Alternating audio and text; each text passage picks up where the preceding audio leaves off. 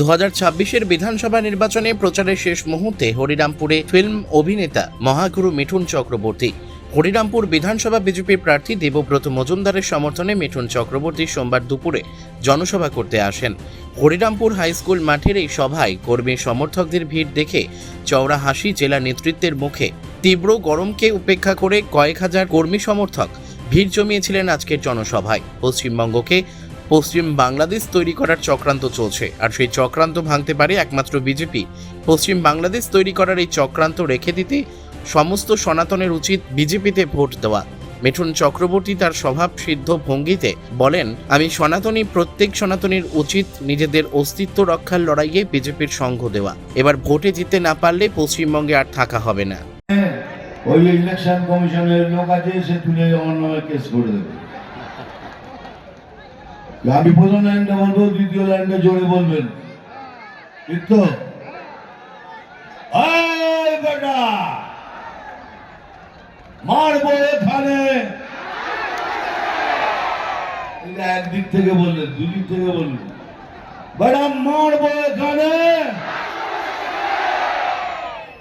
ওই যে খুশি, আমি জল ঢোড়াও নই, বেলে বড়াও নই, আমি চাঁদ কোকড়ো। আমি জল ঢোড়াও নই, বেলে বড়াও নই, আমি চাঁদ কোকড়ো।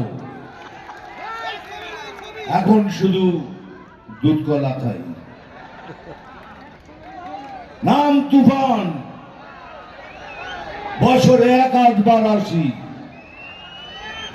যখন আসি তখন তুফান ঘটে, প্রলয় আসে। কিন্তু যখন যাই, যারা নিজেকে ভগবান মনে করে তাদের অস্তিত্ব উড়িয়ে দিয়ে যায়।